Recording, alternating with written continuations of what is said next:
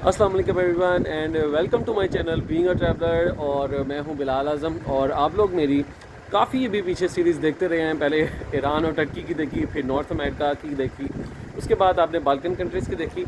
और वैसे तो मैं अपनी सीरीज़ ख़त्म कर चुका था, तो मैंने कहा क्यों ना एक वापस जाने का भी एक एपिसोड बना ही देता हूँ, कुछ आपके साथ भी काम की बातें शेयर भी कर देता हूँ।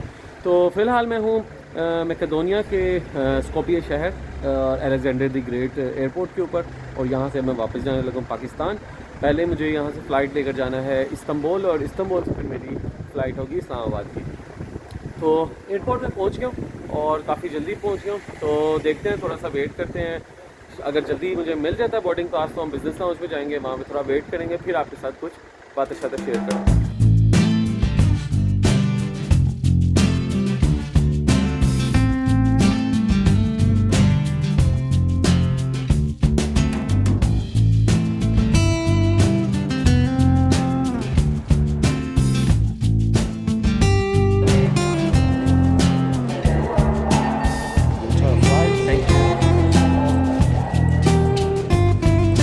अब चल रहे हैं यार, फाइनली स्कॉर्पियो एयरपोर्ट से निकल रहा हूँ और जाना है मैंने फिर इस्तांबुल में। तो इस्तांबुल एयरपोर्ट पे मेरा ऑलमोस्ट कोई 8 घंटे का ले ओवर है। वहीं पे बैठ के आपके साथ ज़रा बातें वगैरह करते हैं, और इस पूरे ट्रिप की भी थोड़ी सी समरी शेयर करूँगा, प्लस आपके साथ कुछ काम की बातें जो शायद आपके काम आ सकें आगे।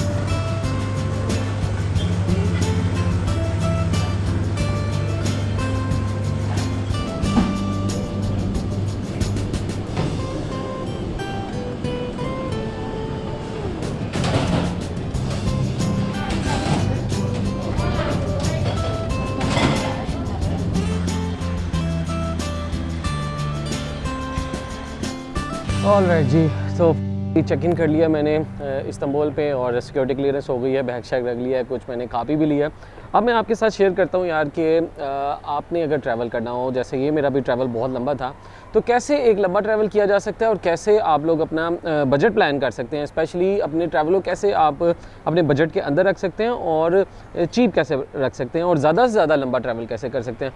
तो ये मेरे ऑलमोस्ट आप यूँ समझ लें 10 साल की जो एक्सपीरियंस है वो मैं आपके साथ शेयर करने लगा हूँ। इससे ज़्यादा और भी हर एक का अपना अपना एक्सपीरियंस होता है, ये मैं अपना एक्सपीरियंस आपके साथ शेयर करता हूँ। 10 सालों में ऑलमोस्ट मैंने 27 कंट्रीज़ जो है वो एक्सप्लोर किए, और हर कंट्री 27 तो मैंने अलहदा किए हैं, लेकिन हर कंट्री भी मैंने ऑलमोस्ट 4-4 5-5 दफ़ा किया है। तो अगर मैं वैसे काउंट करूँ तो शायद मैंने 50 प्लस जो है इंटरनेशनल ट्रिप्स कर ली हों, जैसे थाईलैंड 5 दफ़ा, दुबई 3 दफ़ा, अमेरिका भी 5 दफ़ा, और कतर भी 2-3 दफ़ा। इस तरह काफ़ी दफ़ा अगर मैं ऐड करूँ तो ऑलमोस्ट मेरे 50 इंटरनेशनल ट्रिप बन जाते हैं। तो ओवरऑल मेरा जो एक्सपीरियंस है वो मैं आपके साथ शेयर करता हूँ। कुछ मैंने जो है वो खुद भी एक्सपीरियंस किया, और कुछ मैंने दूसरे लोगों से जो सुना हुआ है कैसे वो अपना मैनेज करते हैं, वो भी मैं इसमें शामिल कर देता हूँ। तो ये वीडियो जो है वो ओवरऑल उन्हीं लोगों के लिए जो ट्रैवल को पसंद करते हैं और ट्रैवल करना चाहते हैं, उनके लिए भी ख्वाब है दुनिया घूमना, और या इवन पाकिस्तान घूमना, या जैसे भी। मैं तो स्पेशली क्योंकि फोकस्ड हूँ ज़्यादा इंटरनेशनल ट्रैवल के ऊपर। कोविड आ गया था इसलिए फिर मैं पाकिस्तान एक्सप्लोर करने लग गया, लेकिन अब क्योंकि कोविड चला गया तो इंशाल्लाह अब मैं ज़्यादा से ज़्यादा इंटरनेशनल ही एक्सप्लोर करूँगा। इसी के लिए मैंने असल में जॉब छोड़ी है, ताकि मैं ज़्यादा से ज़्यादा दुनिया घूम सकूँ। तो कॉपी पेंसिल निकाल लें, लिस्ट काफ़ी लंबी है जो आपको काफ़ी फ़ायदा देने वाली है। तो 1 बाय 1 जो है वो स्टार्ट करते हैं। तो भाई अगर आप ज़्यादा से ज़्यादा लंबा ट्रैवल करना चाहते हैं और बजट ट्रैवल करना चाहते हैं, तो नंबर 1 पॉइंट है कि आपको ट्रैवल को अपनी प्रायोरिटी बनाना पड़ेगा। तो मेक ट्रैवल योर प्रायोरिटी, क्योंकि इसी से ही असल में सब कुछ डिसाइड होगा। इसकी अब एग्जांपल मैं ऐसे स्टार्ट करता हूँ कि फॉर एग्जांपल आपकी 20,000 तनख्वाह है, किसी की 50,000 तनख्वाह है, किसी की 1-1.5 लाख तनख्वाह है। होता यह है कि जैसे सैलरी हमारे पास आती है, हमने पहले खर्चे सोचे होते हैं और हम अंधाधुंध जो है अपनी सैलरी ख़त्म कर देते हैं 1 महीने के अंदर अंदर। लेकिन अगर आपकी ट्रैवल प्रायोरिटी होगी, जब ट्रैवल प्रायोरिटी होगी तो आपको पता होगा कि यार हर महीने की सैलरी में से मुझे इतने पैसे निकालने हैं अपने ट्रैवल के लिए। तो फॉर एग्जांपल अगर आपकी 50,000 सैलरी है तो आपने एज्यूम ये करना है कि आपकी 40,000 सैलरी है और 10,000 जो है आपने कोने में साइड पे कर देना है, ताकि जब भी कभी आपको ट्रैवल प्लान हो तो आपके पास पीछे सेविंग अलहदा से पड़ी हो। तो ट्रैवल करने के लिए, लंबा ट्रैवल करने के लिए सबसे पहले तो माइंडसेट की ज़रूरत है और ये मेन चीज़ है कि आपको प्रायोरिटी बनानी पड़ेगी। वो कैसे आपकी प्रायोरिटी नज़र आएगी? फॉर एग्जांपल आप अगर बाहर जाते हैं तो आपने देखा है कि आजकल ब्रांडेड कपड़े बड़े महंगे महंगे मिलते हैं, बड़े महंगे महंगे खाने मिलते हैं, बड़े महंगे महंगे बर्गर्स वगैरह मिलते हैं। हज़ार रुपये का आपको बर्गर खाने को मिलता है और कपड़े देखा जाए तो आपको 2,500, 3,000, 5,000 रुपये के भी आपको एक शर्ट या एक शलवार कमीज़ आपको मिलती है। तो अगर आपकी ट्रैवल प्रायोरिटी होगी तो आप यहाँ से पैसे बचाएंगे, नई ब्रांड्स की तरफ जाएंगे, बहुत ज़्यादा शॉपिंग नहीं करेंगे, दोस्तों को और दूसरों को देख के अपनी सासे कमतरी में नहीं जाएंगे और अपने जो पिछले साल के कपड़े हैं उन्हीं से ही गुजारा कर लेंगे, समर का भी और विंटर्स का भी।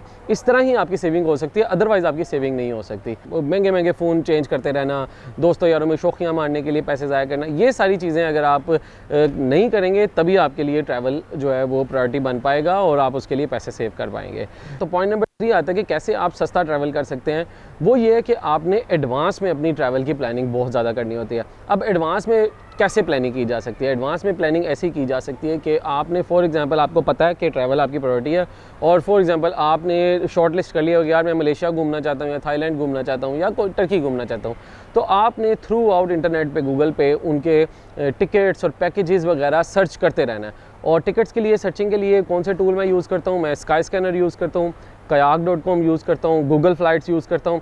ये वो चीज़ें हैं जिससे आपको एक रफ़ आइडिया मिलता रहता है कि यार अच्छा कौन सी जगह की टिकटें जो हैं वो सस्ती मिल रही हैं, क्या मुझे सेविंग करनी है। और अगर मैं 1 महीने के गैप से टिकट लूँगा तो महंगी मिलेगी, लेकिन अगर मैं 4 महीने पहले कोई टिकट उठा लेता हूँ तो मुझे इतनी सस्ती मिलेगी। मैं एग्जांपल दे देता हूँ, डॉलर अब तो खैर बढ़ गया है, लेकिन मैंने मलेशिया और थाईलैंड की टिकट्स आज से कोई 2-3 साल पहले 30-30 हज़ार रुपये के भी उठाए हुए हैं। इवन ये 2020 के अंदर मैंने जो टर्की का टिकट था कराची से, पेगासस एयरलाइन का, वो मैंने कोई 39,000 की या 40,000 की आई थिंक रिटर्न टिकट उठाई थी टाइम से पहले। तो ये होता क्या है कि हर हफ्ते, हर 2 महीने बाद कोई ना कोई एयरलाइंस की कोई ना कोई ऑफ़र्स आती रहती हैं। तो अगर आपकी ट्रैवल प्रायोरिटी होगी और आपको दिल करता होगा, आप मुसलसल चेक करते रहें, जैसे कोई ऑफ़र आती है, पैसे आपके पास सेविंग होनी चाहिए, फ़ौरन टिकट उठा लें। तो ये सबसे होता है। लेकिन जो लोग ये प्लान करते हैं कि यार मैंने थाईलैंड जाना है, कल जाना है या अगले हफ्ते जाना है या इसी महीने जाना है, तो फिर आपका ट्रैवल बहुत महंगा होगा, आपकी प्लानिंग भी कुछ नहीं हुई होगी, इतनी महंगी आपकी टिकट मिलेगी और पूरे ट्रैवल के अंदर आपका जो 70% खर्चा होता है वो टिकट और वीज़े का ही होता है। यहीं से आपने पैसे बचाने होते हैं। तो अगर आपने यहीं पे पैसे बचा लिए तो आपका ट्रैवल आगे बहुत ज़्यादा आसान होने वाला है। अच्छा जी, नेक्स्ट पॉइंट है जो मैं बहुत ज़्यादा यूज़ करता हूँ और मैंने देखा है यार ये बहुत कम लोग यूज़ करते हैं। वो ये है कि आपको कोई ना कोई अच्छा ट्रैवल क्रेडिट कार्ड ज़रूर अपना बनवाना चाहिए। इस वक्त पाकिस्तान के अंदर 2 बहुत अच्छे ट्रैवल क्रेडिट कार्ड हैं। एक है HBL का प्रीमियम कार्ड, वो डेबिट कार्ड है, और एक स्टैंडर्ड चार्टर्ड का ट्रैवल कार्ड है, मास्टर कार्ड, जो कि प्रीमियम ट्रैवल कार्ड है, स्टैंडर्ड चार्टर्ड का क्रेडिट कार्ड है। अब इसका फ़ायदा क्या होता है? इसके 2 फ़ायदे हैं बहुत ज़्यादा। आपने अभी भी देखा होगा कि मैं एक लाउंज जो है वो बिज़नेस लाउंज वगैरह एक्सेस करता हूँ। प्लस इसका क्या होता है कि जितनी भी आप अपनी पेमेंट्स वगैरह पाकिस्तान में करते हैं, ग्रोसरी ख़रीदते हैं, कुछ ना कुछ आप ख़रीदते रहते हैं, पेमेंट करते रहते हैं, आप अपने आप को कैशलेस कर लें कि कैश कहीं पे यूज़ ही ना करें। पेट्रोल भी भरवाने जाएँ तो क्रेडिट कार्ड से पेमेंट करें, ग्रोसरी भी करें तो अच्छे स्टोर में जाएँ जहाँ पे आपकी कार्ड से पेमेंट हो जाए। इससे फ़ायदा क्या होता है इस तरह के क्रेडिट कार्ड में कि आपको पॉइंट्स मिलते रहते हैं और आपके पॉइंट्स इकट्ठे होते रहते हैं। और इन 2 क्रेडिट कार्ड के अंदर बड़ी अच्छी ऑप्शन है कि जब आपके पास पॉइंट अच्छे कलेक्ट हो जाएँ तो उन पॉइंट्स के अगेंस्ट आप कोई किसी ना किसी एयरलाइन की जो एयर टिकट है वो फ्री में यूज़ कर सकते हैं। तो मैं ऑलमोस्ट मुझे 2017 से मैंने ये ट्रैवल क्रेडिट कार्ड बनवाया था स्टैंडर्ड चार्टर्ड का, और अब तक मेरा ख्याल है कोई 3-4 अपने जो इंटरनेशनल ट्रैवल हैं वो इसी तरह फ्री में अपनी टिकट्स के थ्रू फ्री टिकट्स लेके यूज़ कर चुका हूँ। अच्छा, 2 फ़ायदे, ना सिर्फ आपको फ्री एयरलाइन टिकट मिलती है बल्कि आपको पूरी दुनिया के, ऑलमोस्ट पूरी दुनिया के हर एयरपोर्ट के ऊपर बिज़नेस लाउंज फ्री हो जाता है। अब जिस तरह मेरा इस वक्त इधर 9 घंटे का ट्रांजिट है, अब अगर मेरे पास ये कार्ड ना होता तो मैं सिंपल एक बेंच पे बैठ के 9 घंटे जो है ना वो वेस्ट करता। लेकिन यहाँ पे आके आपको हर टाइम फूड मिल रहा है, कम से कम 50 किस्म की डिशेज़ हैं, कोई फूड और ड्रिंक्स और कॉफ़ी वगैरह, एवरीथिंग इज़ अवेलेबल। तो इसके ऊपर ज़रूर इन्वेस्ट करें, फ्री टिकट्स भी आपको मिलेंगी और आपको बिज़नेस लाउंजेस भी मिलेंगे। बाकी इसकी क्या डिटेल्स हैं वो इनकी वेबसाइट्स पे जाएं, स्टैंडर्ड चार्टर्ड की और HBL की, वो उनके जितने भी रिप्रेजेंटेटिव होंगे वो आपको अच्छा गाइड कर देंगे। अच्छा जी, नेक्स्ट पॉइंट इसी से मिलता जुलता एक और आ जाता है कि जैसे ही आप इंटरनेशनल ट्रैवल ज़्यादा करना स्टार्ट करते हैं तो हमेशा याद रखें कि दुनिया में 2 बड़ी कंपनीज़ हैं जिनके अंडर सारी एयरलाइंस आती हैं। एक स्टार एलायंस है और एक वन वर्ल्ड है। ये 2 बड़ी कंपनी हैं जिनके अंदर कोई ना कोई एयरलाइन इनकी मेंबर होती है। अब इसमें फ़ायदा क्या होता है कि जब भी आप कभी किसी भी एयरलाइन पे ट्रैवल करें तो इनका फ्रीक्वेंट फ्लायर का जो कार्ड होता है वो ज़रूर बनवा लें। उनकी वेबसाइट पे जाएं और अपना एक अकाउंट खोल लें, आपको एक नंबर मिल जाएगा। जब भी आप किसी भी एयरलाइन के ऊपर ट्रैवल करें तो बोर्डिंग पास लेते वक्त उनको अपना नंबर बता दें कि यार मेरा आपकी एयरलाइन का जो मेंबरशिप नंबर है वो ये है। जब आप ट्रैवल करेंगे आपके वो पॉइंट्स इकट्ठे होते जाएंगे और एक टाइम आता है आपका ऐसा कि आपको एक फ्री टिकट मिल जाता है या कोई आपकी इकोनॉमी से बिज़नेस के अंदर आपकी टिकट कन्वर्ट हो जाती है। नॉर्मली मैं तो कोशिश यही करता हूँ कि मेरे पॉइंट्स इकट्ठे होते रहें। अब इसका फ़ायदा क्या होता है, फॉर एग्जाम्पल स्टार एलायंस एक कंपनी है जिसके नीचे टर्किश एयरलाइन भी आती है और आई थिंक कतर भी आती है, कतर या फॉर एग्जाम्पल कोई भी और एयरलाइन भी आती है। अब आप कतर से भी ट्रैवल करेंगे तो फॉर एग्जांपल आपको 1000 पॉइंट कतर एयरलाइन से मिल जाएंगे। इस वक्त मैं टर्किश एयरलाइन से ट्रैवल कर रहा हूँ तो मेरे फॉर एग्जांपल 3000 पॉइंट्स इसके भी मिल जाएंगे। ये दोनों पॉइंट इकट्ठे होकर मेरे अकाउंट के अंदर पहुँच जाएंगे अलग-अलग। अल्टीमेटली मैं इसके थ्रू फिर कोई ना कोई फ्री टिकट्स अवेल कर सकता हूँ। तो हमेशा याद रखें, चाहे आपके ज़हन में हो भी ना हो यार मैं कभी ज़िंदगी में शायद हो सकता है एक दफ़ा ही ट्रैवल करूँ, लेकिन जब भी करें ट्रैवल करने से पहले अपना ज़रूर मेंबरशिप नंबर उनकी वेबसाइट पे बना लें, जाके फ्री बनता है, कोई उसमें मसला भी नहीं होता। वो मेंबरशिप नंबर बोर्डिंग पास लेते वक्त अपनी जो भी आपके सामने एयरलाइन का रिप्रेजेंटेटिव हो उससे वो अपना मेंबरशिप नंबर ज़रूर ऐड करवाएं। ये तो हो गया एयरलाइन वगैरह का। अब फॉर एग्जांपल आप उस शहर में पहुंच जाते हैं, किसी भी मुल्क में पहुंच जाते हैं, अब वहाँ पे आपने बजट तरीके से कैसे सस्ता ट्रैवल करना होता है, अपने बजट को कंट्रोल कैसे करना होता है। तो नंबर 1 तरीका तो ये है कि अगर आपने काफ़ी जगह घूमनी है तो इंटरनेट पे गूगल करें कि क्या वहाँ पे कोई सिटी पासेस मिलते हैं। सिटी पासेस काफ़ी मुल्कों के अंदर मिलते हैं और दुबई के अंदर भी मिलता है, अमेरिका, यूरोप, हर जगह पे मिलते हैं। उसका फ़ायदा ये होता है अगर आपने पहले लिस्ट बनाई हुई है कि यार मैंने इस शहर में ये जगह फिरनी है और उनकी कोई ना कोई एंट्रेंस टिकट्स हैं, उन सब की अगर आप टिकट कैलकुलेट करेंगे तो फॉर एग्जांपल वो कोई $200-300 बनता है। लेकिन अगर आप सिटी पास ले लेंगे वो सारे उसी के अंदर होंगे और वो आपको शायद 50% या 20% या 30% डिस्काउंट पे मिल जाएगा।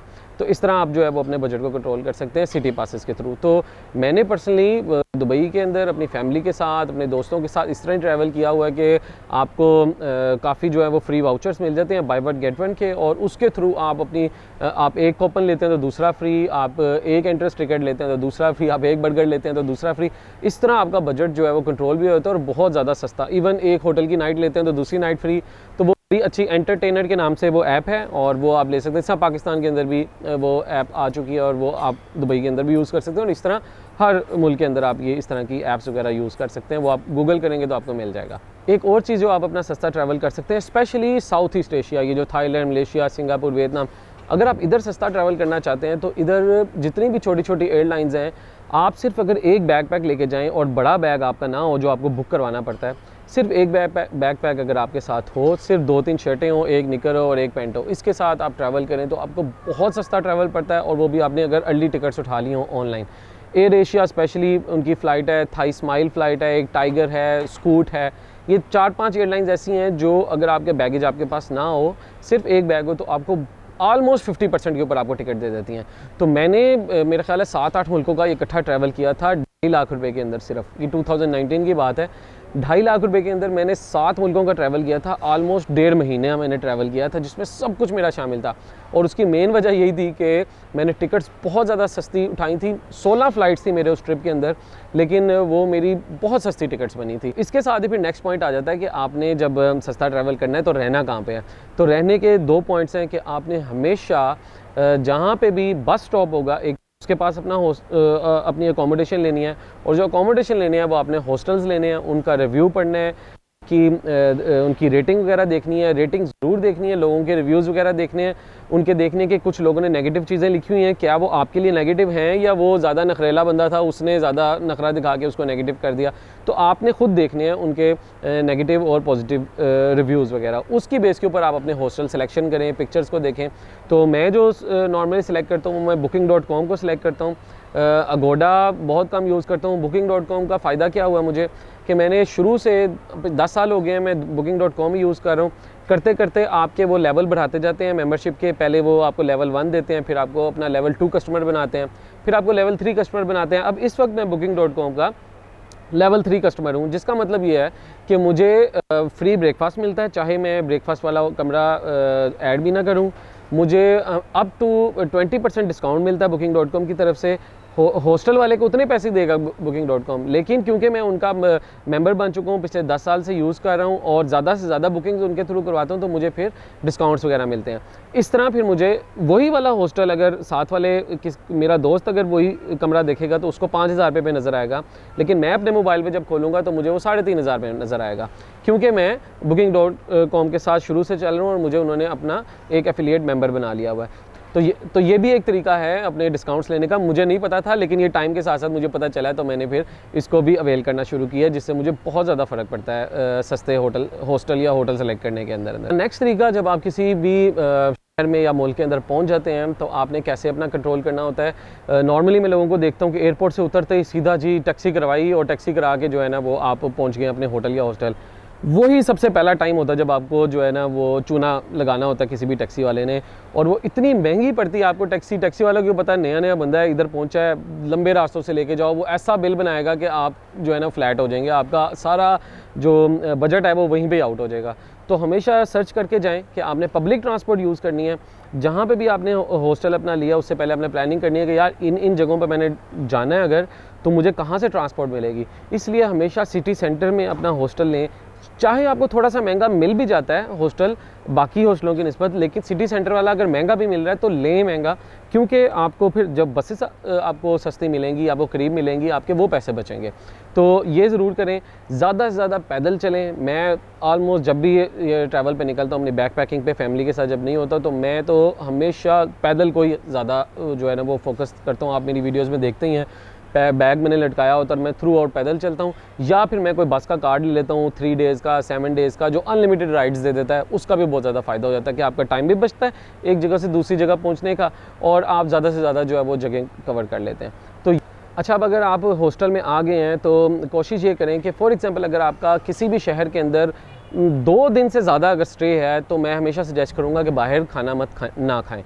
हमेशा उस शहर में पहुँचें, चेक इन करें और फिर पास कोई ग्रोसरी स्टोर देखें और अपने लिए कोई ना कोई हलाल food, bread, egg, at least breakfast की चीज़ें तो आप लेकर आए ना, फिर सब्ज़ी वगैरह इस तरह की चीज़ें ले आएँ, और रात का खाना और जो ब्रेकफास्ट है वो आप अपना हॉस्टल में ही बनाएं।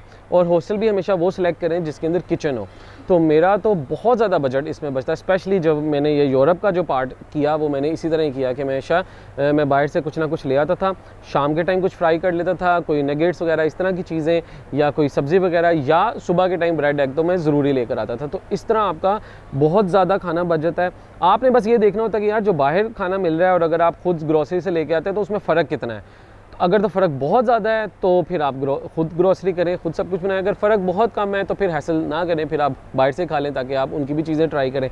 और एक टाइम का खाना आप बाहर का रखें ताकि आप जिस मुल्क आए हैं उनका स्ट्रीट फूड भी ट्राई करें, उनकी भी जो क्यूज़ीन है स्पेशल, जो उनकी स्पेशलिटी हैं वो भी ट्राई करें। ये भी नहीं है कि यार आपने बस सब कुछ जो है वो खुद ही किचन में चीज़ें बनानी है, वहाँ की चीज़ें ट्राई करना भी बहुत ज़रूरी है और इन चीज़ों पे पैसा लगाना चाहिए। यहाँ पे सेव नहीं करना पैसा, क्योंकि आप ट्रैवल करके आए हैं इतनी दूर से, वहाँ जाके भी आपने अपनी पाकिस्तानी चीज़ें नहीं ढूंढनी। जब भी आएँ उस मुल्क की कोई ना कोई आपने स्पेशल चीज़ें ज़रूर डेली की डेली आपने ट्राई करनी है। नेक्स्ट पॉइंट ये है कि जो मैं बहुत ज़्यादा फॉलो करता हूँ, और वो ये है कि आपने नाइट बसेस और नाइट ट्रेन यूज़ करनी है। कब? जब भी आपने एक शहर से दूसरे शहर जाना है, आपने हमेशा नाइट बस यूज़ करनी है, जो रात 10 बजे चलती हो, 11 या 12 बजे या इवन 1 बजे। उसका फ़ायदा क्या होता है कि जिस सिटी में आप रह रहे होते हैं उस दिन आप 12 बजे चेकआउट कर देते हैं। अब उस दिन की आपको नाइट नहीं चार्ज होती और आप आराम से अपना लगेज पैक शैक करके उसके पास रखवा देते हैं, बाहर फिरने चले जाते हैं। रात को 9 बजे हॉस्टल आते हैं, अपना बैग पकड़ते हैं, बस स्टॉप जाते हैं और आप बस के अंदर ही ट्रैवल करके जाते हैं, आपकी एक नाइट बच जाती है। अब ये मेरा पूरा ईरान का ट्रैवल मैंने ऐसे किया, पूरा मैंने टर्की का ट्रैवल ऐसे किया, इवन मैंने अमेरिका के अंदर भी ऐसे किया, यूरोप के अंदर भी मैंने ट्राई करने की कोशिश की, लेकिन बाल्कन रीजन वो खूबसूरत इतना था कि मैंने खुद पैसे लगाए कि यार मैंने माउंटेन्स देखने हैं, रात का ट्रैवल नहीं करना। तो इसलिए फिर मैं बाल्कन के अंदर मैंने खुद डिसीजन लिया था पैसे लगाने का। अदरवाइज़ अगर आप रात की ट्रेन या रात का बस लेते हैं तो आपकी एक एक नाइट बचती है, और सबसे ज़्यादा पैसे आपके ये बचते हैं जो आप होटल के पैसे बचा लेते हैं ना अगर हॉस्टल के, तो ये आपकी बहुत बड़ी सेविंग होती है। तो ये अगर आप करें तो आपके बहुत ज़्यादा पैसे बच सकते हैं। साथ साथ अगर आप देखें कि यार किसी भी मुल्क के अंदर अगर आपके एक हफ्ते से कम अगर आपका स्टे है ना, तो फिर सिम आप मत ख़रीदें। आप सुबह अपनी रिसर्च करके चले जाएं, सारी गूगल मैप के ऊपर पॉइंट्स वगैरह देख लें और जीपीएस को यूज़ करते हुए लोगों से पूछते पूछते जगहों पे पहुंच जाएं। सिम अगर महंगी है तो पैसे बचा लें, अगर सस्ती है कोई 200-300 रुपये की मिल जाती है तो ले लें। तो लेकिन कुछ मुल्कों में सिमें बहुत महंगी होती हैं, इवन टर्की में भी महंगी होती है, यूरोप अमेरिका इन जगहों पे बहुत ज़्यादा महंगी होती है। तो इसलिए आप वाईफाई से भी काम चला सकते हैं। कैफ़ेज़ के अंदर फ्री वाईफाई मिल जाता है, मैकडोनल्ड में मिल जाता है, स्टारबक्स में मिल जाता है। तो इस तरह आप अपना सिम को भी मैनेज कर सकते हैं। एक और चीज़ जो मैं आपको सजेस्ट करूँगा कि जब भी आप ट्रैवल पे निकलें तो अपनी साथ अगर गियर्स हैं, अच्छे वीडियोस बनाएं, अच्छे फ़ोटोज़ लें, उनको स्टॉक वेबसाइट के ऊपर लगाएं ताकि आपकी कोई पैसिव इनकम जनरेट हो सके। शटरस्टॉक इज़ अ वेबसाइट जहाँ पे अपनी वीडियोस आप अपलोड करते हैं। लोगों को कहीं ना कहीं अपनी वीडियोस के लिए वो वीडियोस या फ़ोटोज़ चाहिए होती हैं, वो डाउनलोड करते हैं और पे करते हैं। तो आधे पैसे वो शटरस्टॉक को जाते हैं और आधे पैसे आपको जाते हैं। तो मैं भी इस तरह ही करता हूँ। मैं अपनी जितनी भी अच्छी फुटेज वगैरह होती हैं वो मैं अपलोड करता हूँ शटरस्टॉक पे, और कहीं ना कहीं से मुझे थोड़ी बहुत कोई $50-100 कहीं ना कहीं से एक महीने में वहाँ से आ जाता है, जो आपकी बाद में हेल्प करता है अपने ट्रैवल को, आपके वीज़ाज़ की फ़ीस, आपकी जितनी भी ट्रैवल का बजट है वो आपको कहीं ना कहीं से ये हेल्प कर देता है। ये पैसिव इनकम के अंदर आता है कि आप कुछ नहीं कर रहे लेकिन चीज़ें आपने अपलोड की हुई हैं, वहाँ से कहीं ना कहीं से आपको पेमेंट वगैरह आ जाती है। तो इस तरह भी आप अपने ट्रैवल के लिए अपना बजट इकट्ठा कर सकते हैं। अच्छा, अब लास्ट में कुछ ऐसे मैं पॉइंट आपको बताऊंगा जो नॉन ट्रेडिशनल हैं, जो कि बहुत ज़्यादा जो नॉर्मल ट्रैवलर्स होते हैं वो फॉलो नहीं करते, जो बहुत हार्डकोर ट्रैवलर्स होते हैं, जिस तरह मैं फुल टाइम ट्रैवल करता हूँ, लंबा ट्रैवल करता हूँ के लिए, लेकिन आप फिर भी कभी कभी ट्राई कर सकते हैं इसको। तो इसमें मैंने कुछ चीज़ें ट्राई की हुई हैं, कुछ मैंने लोगों को अपने साथ देखा हुआ है ट्राई करते हुए। नंबर 1 पॉइंट ये है कि जब कभी भी आप किसी हॉस्टल में जाएं, वहाँ पे आप आपके पास अगर कोई स्किल है तो वो आप सेल कर सकते हैं। अब फॉर एग्जांपल मेरे पास स्किल है वीडियो बनाने का, मैं एक हॉस्टल में जाता हूँ, मैंने 2 नाइट्स बुक करवाई होती हैं, मैं हॉस्टल का शशका देखता हूँ कि ये क्या करते हैं, मैं उससे बातचीत करता हूँ कि यार मुझे वीडियो बनानी आती है, मैं आपके लिए ना आपके हॉस्टल की एक प्रमोशन वीडियो बड़ी अच्छी बना सकता हूँ, आपके हॉस्टल्स की म्यूज़िक लगा के उसको एक कॉर्पोरेट वीडियो बना के दूंगा जो आप अपने सोशल मीडिया पे यूज़ कर सकते हैं अपनी प्रमोशन वगैरह के लिए। इसके बदले आप मुझे जो नेक्स्ट 2 नाइट्स है ना वो मुझे चार्ज ना करें और वो मेरे लिए फ्री कर दें। तो ये तुक्का कहीं ना कहीं मेरा चल जाता है और इस तरह मेरी कहीं ना कहीं से नाइट सेव हो जाती हैं। इस तरह ही आप कर सकते हैं कि यार आपका क्या जो है वो इस तरह का कोई स्किल है जो आप सेल कर सकते हैं। मैं अब इसकी एग्जांपल ऐसे देता हूँ कि ये तो है ना स्किल सेल करना, इसी तरह वॉलंटियर भी कर सकते हैं। इसी तरह वॉलंटियर के अंदर क्या होता है कि अभी जिस तरह मैं मोंटेनेग्रो हॉस्टल में रह रहा था, इवन मैं अमेरिका के अंदर भी जब मैं हॉस्टल में रह रहा था, तो वहाँ पे बहुत ज़्यादा ऐसे होता है कि आप हॉस्टल के पास जाते हैं कि यार आपको कहीं रिसेप्शनिस्ट चाहिए, आपको कोई हाउसकीपिंग के लिए कोई बंदा चाहिए, आपको कोई ऐसा बंदा चाहिए जो आपका ब्रेकफास्ट की सुबह जो टेबल सेट करनी होती है वो सेट कर दिया करे सुबह उठ के, जिसके लिए आपने कोई बंदे रखे होते हैं। तो आप ऐसा करें कि 10 दिन के लिए या 20 दिन के लिए या 1 महीने के लिए उस बंदे को छुट्टी दे दें और मैं फ्री में आपके लिए काम करूँगा और इसके बदले आप मुझे 1 महीना अपने हॉस्टल में फ्री दे दें। ये यूरोप और अमेरिका के अंदर बहुत ज़्यादा होता है और मैंने बहुत ज़्यादा एक्सपीरियंस किया है कि जितने भी गोरे हैं ना वो इस तरह सेव कर रहे होते हैं। अमेरिका के अंदर, मैक्सिको के अंदर, इवन ये जब मैं बाल्कन्स के अंदर भी कर रहा था, लड़के लड़कियाँ बहुत ज़्यादा वॉलंटियर काम करते हैं। कोई हाउसकीपिंग बॉय बना होता है, कोई रिसेप्शनिस्ट बना होता है और वो कोई भी उनके एम्प्लॉयड नहीं होते। हॉस्टल वाले को भी फ़ायदा कि यार उसको भी पता है कि मेरे कभी भी फुल मेरा हॉस्टल नहीं होता, बेड्स खाली होते हैं, तो चलो एक बेड इसको दे देता हूँ और मुझे कोई बंदा नहीं रखना पड़ेगा 1 महीने के लिए। तो वो रिसेप्शन पे वो लड़की खड़ी हो जाती है और वही सारा फिर मैनेज कर रही होती है। तो ये वॉलंटियर वाला कर सकते हैं। इसके लिए अगर आपको करना हो तो एक वेबसाइट है, मैं आपको नीचे उसका लिंक दे देता हूँ, वर्ल्ड पैकर्स के नाम से। उधर आप जाएँ, कोई वॉलंटियर वर्क देखें, किसी भी मुल्क में जाना हो, वहाँ पे सारी ऑप्शंस आ रही हैं कहाँ पे उन्हें वॉलंटियर वर्क करना है, अप्लाई करें। उसकी एक एनुअल फ़ीस होती है $50, वो पे कर दें। उसके बाद आप अप्लाई करके उस मुल्क में जाके लंबा रह सकते हैं। उनकी सारी कंडीशंस वगैरह आपने ज़रूर पढ़नी होती हैं। इसके बाद फिर आ जाता है एक और तरीका काउच सर्फिंग का। काउच सर्फिंग भी एक वेबसाइट है, आप वहाँ पे जाएँ। काउच सर्फिंग में इसी तरह होता है कि आप फ्रेंड्स बनते हैं और मेन चीज़ होती है कि आप अपना कल्चर शेयर करते हैं, आप दूसरे से बातचीत करते हैं और कहते हैं यार मैं आपके घर में रहूँगा और आपके साथ जो है वो ट्रैवल करूँगा, आपका सिटी घूमूंगा। उसके बदले जो है वो आपको एक फ्री अकोमोडेशन मिल जाती है और फ्री अकोमोडेशन से आपका काफ़ी बजट जो है वो कंट्रोल हो जाता है। इसी तरह की एक और चीज़ है जिसको कहते हैं house sitting. House sitting America के अंदर और यूरोप के अंदर बहुत ज़्यादा होती है। होता क्या है कि ये अमेरिका और यूरोप के लोग जिस तरह के इन लोगों ने लंबी लंबी वेकेशंस पे जाना होता है 20-25 दिन 1 महीने के लिए, लेकिन इनके घरों में इनका पीछे कोई ना कोई कुत्ता होता है, कोई बिल्ली होती है, पौधे होते हैं, मछलियाँ होती हैं, जिसका ये चाहते हैं कि यार कोई हमारा ख्याल रख सके। अब ये एक वेबसाइट है trustedhousesitter.com, उसकी आप मेंबरशिप लेते हैं और वहाँ जाके आप देखते हैं कि लोगों ने लगाया होता है कि यार 1 महीने की इस डेट से इस डेट तक आपके लिए मेरा पूरा घर फ्री, आपने सिर्फ मेरे डॉगी को वॉक करवा देना करनी है इतने घंटे, आपने मेरे पौधों को पानी दे देना है, मेरी बिल्ली के साथ खेलना है, मेरा पूरा का पूरा घर आपका और फ्री। सिर्फ और सिर्फ आपको एनुअल मेंबरशिप फ़ीस आपको $100-150 आपको देनी पड़ती है। अब ये जो महंगे मुल्क हैं ना, अमेरिका, कनाडा, ऑस्ट्रेलिया वगैरह, इन जगहों के लिए ये सबसे बेस्ट है। इसमें होता ये है कि आप फिर बहुत ज़्यादा सिटीज़ फिर नहीं सकते, लेकिन एटलीस्ट ये है कि आपने अगर एक जगह पे जाके सुकून से रहना हो ना, छुट्टियाँ आपने भी गुजारनी हो, तो हाउस सिटिंग आप जाके ये कर सकते हैं। तो उसके लिए भी इसका लिंक भी मैं नीचे शेयर कर देता हूँ, इसको भी एक्सप्लोर करें। आपने हो सकता है जो भी वीडियो देखने वाला है आपका कभी दिल कर पड़े और आप इस ऑप्शंस को भी एक्सप्लोर करें। मैंने अभी तक नहीं की, इंशाल्लाह इसको मैं कभी एक्सप्लोर करूँगा तो आपके साथ भी ज़रूर शेयर करूँगा। तो इन सारे पॉइंट्स के बाद लास्ट पॉइंट जो आ जाता है वो ये है कि यार अगर आप ट्रैवल करना चाहते हैं और ट्रैवल कर रहे हैं तो एक अच्छे ट्रैवल कंटेंट क्रिएटर भी बन जाएं, ताकि आप अपने कंटेंट के थ्रू भी अर्निंग कर सकें। जैसे मैंने स्टार्ट किया, मैं आज भी जिस तरह कहता हूँ कि मेरे जिस तरह चैनल का भी नाम है, मैं एक ट्रैवलर हूँ, मैं यूट्यूबर नहीं हूँ। मैं यूट्यूबर बना हूँ अपने ट्रैवल को स्पॉन्सर करने के लिए। अगर यूट्यूब नहीं था, मैं पहले भी ट्रैवल था, यूट्यूब आज बंद हो जाएगा, मैं फिर भी ट्रैवलर रहूँगा। तो एक्चुअल में जो आपने कंटेंट क्रिएशन करनी है वो अपने ट्रैवल को फंड करने के लिए करनी है। उसके लिए आप एक अच्छे ट्रैवल कंटेंट क्रिएटर बन जाते हैं तो आपको बहुत ज़्यादा फ़ायदा हो जाता है। इसकी मिसाल मैं आपके बिल्कुल सामने हूँ। मैंने ट्रैवल 2012 में शुरू किया, लेकिन मैंने अपनी कंटेंट क्रिएशन जो सही कंटेंट क्रिएशन थी वो मैंने 2019 में जाके स्टार्ट की, और आहिस्ता आहिस्ता मुझे ग्रोथ इसके अंदर मिल रही है। इसमें आप क्या कर सकते हैं, आपको पता है, आप यूट्यूब से अर्निंग कर सकते हैं, अपनी अच्छी वीडियोस बनाएं। आप फेसबुक से भी अर्निंग कर सकते हैं। इंस्टाग्राम के ऊपर अगर आप अच्छी पोस्ट लगाते हैं, अच्छी वीडियोस बनाते हैं, तो आपको अच्छी ब्रांड की डील्स मिल सकती हैं, आपको कोलैबोरेशन मिल सकती है अच्छी, इनकी जिन ब्रांड्स की आप प्रमोशन करेंगे और उसके बदले वो आपका ट्रैवल का एक्सपेंस वगैरह भी कवर कर लेती हैं। तो जितना जितना आप ट्रैवल कंटेंट बनाते जाएंगे उतना उतना आपके अंदर निखार भी आता जाएगा, आपको नए आइडियाज़ भी आते जाएंगे, और इस तरह आपकी ऑडियंस भी बढ़ती जाएगी और आपको नई से नई डील्स भी मिलती जाएंगी। तो इस चीज़ को भी अगर आप फोकस करते हैं तो इसका बहुत ज़्यादा फ़ायदा होता है, क्योंकि अल्टीमेटली आप खुद एक ब्रांड बन रहे होते हैं और आहिस्ता आहिस्ता आपकी ब्रांड की वैल्यू ऊपर से ऊपर जाती है। तो ये तो थे सारे पॉइंट्स आपके साथ जो मैंने शेयर किए कि अगर आपने कैसे अपना ट्रैवल अच्छा प्लान करना हो, सस्ता प्लान करना हो, लॉन्ग टर्म लंबी प्लानिंग करनी हो, लंबी ट्रैवलिंग करनी हो सारी ज़िंदगी के लिए, तो आप इन टिप्स के ऊपर फॉलो कर सकते हैं। इसके अलावा और भी कोई पॉइंट्स होते होंगे तो वो मैं आपके साथ ज़रूर शेयर करूँगा। तो ये तो थी मेरे सारे के सारे टिप्स। अब मेरी फ़्लाइट का टाइम होने लगा है, मुझे वापस पाकिस्तान पहुंचना है। इंशाल्लाह आपसे मिलूंगा किसी नई एपिसोड के साथ, नई सीरीज़ के साथ। हो सकता है सिंपल सीरीज़ हो सकता है कुछ एपिसोड्स हों। तो बस पाकिस्तान जाऊंगा, ऑलमोस्ट मुझे कोई 70 डेज़ 2-2.5 महीने हो गए हैं मुझे ये पूरा जो ट्रैवल चल रहा था। मैं निकलता हूँ, अब बैग फैग पकड़ता हूँ, जहाज़ में बैठता हूँ और पहुँच रहा हूँ मैं अपनी फैमिली के पास लाहौर में। See you in next video, keep watching being a traveller.